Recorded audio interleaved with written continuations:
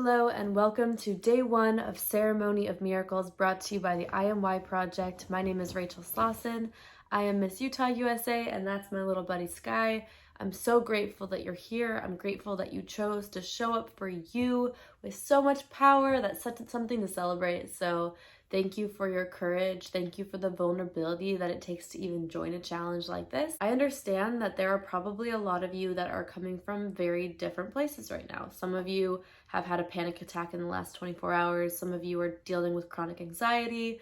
Like 90% of Americans right now are dealing with anxiety.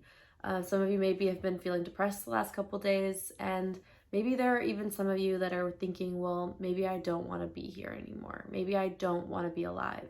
And those can be scary thoughts and scary things to go through. And there are going to be free resources if you are struggling with suicidal thoughts, but really the intention of this challenge is to go back to the basics and start working on those things that have maybe helped you get a little out of alignment. We're gonna steer you back on over. If you don't know anything about me, head over and watch my TED Talk linked below. That will give you my entire backstory, including overcoming multiple suicide attempts, homelessness, $30,000 in debt, and a problem with abusing drugs.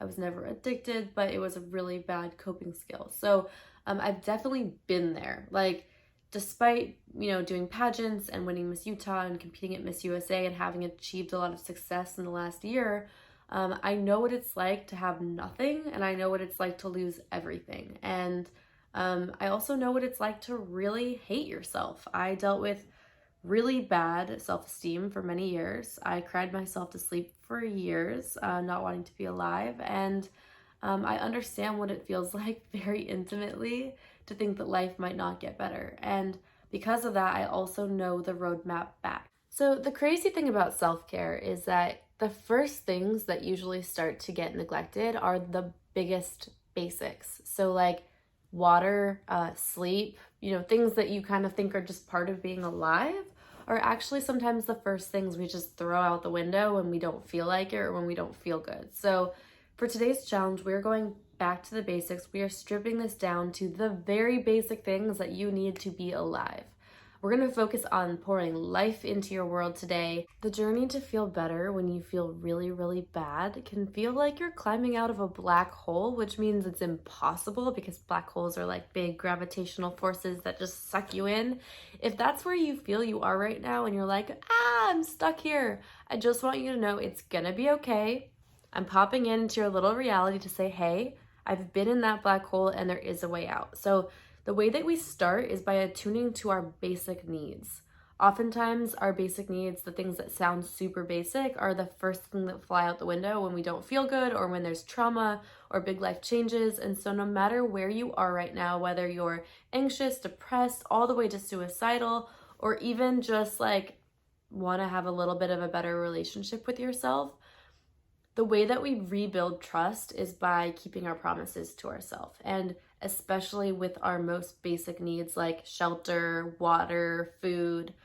So your challenge for today is to really start tuning into what do I need just to be alive today. I'm not even asking you to know what you need to thrive, to know how to find your dream job yet, to know where to find your dream lover. Like, I'm asking you to just think, what do I need to be alive today? And how can I give that to myself in the most loving and nourishing way possible? So the 7 things we're going to focus on today are sleep, nutrition and nourishment, water, meditation, journaling, movement, and then also supplements / medication. So sleep, I'm asking you to really tune into your body, set some goals for yourself this week. What do you need? What's your body longing for? Like, are you asking to have an extra hour in the morning for a reason? Maybe you need more rest. Nourishment, make sure that each meal is an act of love to self. So how can you feed and fuel your body through this extremely transformative experience?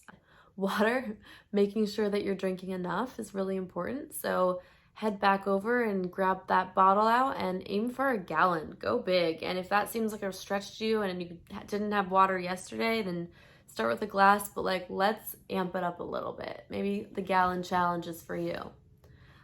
For meditation, that can sound really scary if you've never meditated before, and I'm not expecting you to sit in meditation for an hour, knowing every chant. Like, it doesn't have to be that intense. Meditation can be 5 minutes of deep breathing. And I definitely recommend the app Insight Timer for setting little meditation goals for yourself on their timer. They also have a bunch of guided meditations to help you, and that's something that's really, really profoundly helpful with grounding yourself through anxiety. Journaling is really helpful because it allows you to spend time with yourself and really reconnect to your feelings and your inner child that wants your attention so badly. If you're anything like me, I sometimes want attention, and it's usually because I just want it from myself and I'm not giving it to me. So yeah. Movement does not have to mean 2 hours of heavy lifting. It can be a 5-minute walk. Just make sure you get outside, enjoy some sunshine or fresh air, and just really make sure that you move that body. That's what it's here for. The reason that I add medication and supplements in is that I think it's really important that we neutralize the conversation around medication and supplements.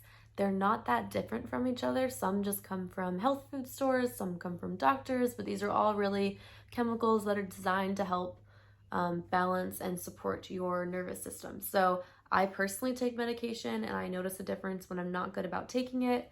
I'll always consult with a doctor. I'm not a doctor, and I'm not pretending to be a doctor, but I've noticed that, usually on the days when I start to feel like I don't want to be alive, it's like, well, Rachel, did you forget to take your meds? Maybe.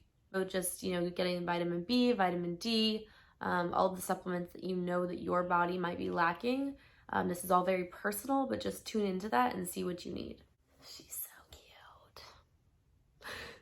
So you might be starting to feel a little bit better by the end of day 1. You might not. That's okay.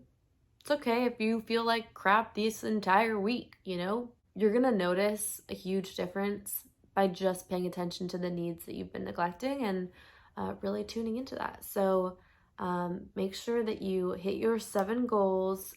Be specific for yourself, and then share in the Facebook group what your goals are and what you learned from the end of the day. Most importantly, I just want you to know how proud I am of you for prioritizing your relationship with yourself. It can be really scary to ask for help. It can be really scary to lean on community, but it's what we need most in the world, So thanks for being awesome. Thanks for being brave. And my biggest takeaway from today, once you've cared for those basic needs, is just know that you belong here. And the fact that you've chosen to do this challenge is evidence that you know that. You want to believe that at least, and you're in the right place. So stick around. It's just going to get better from here.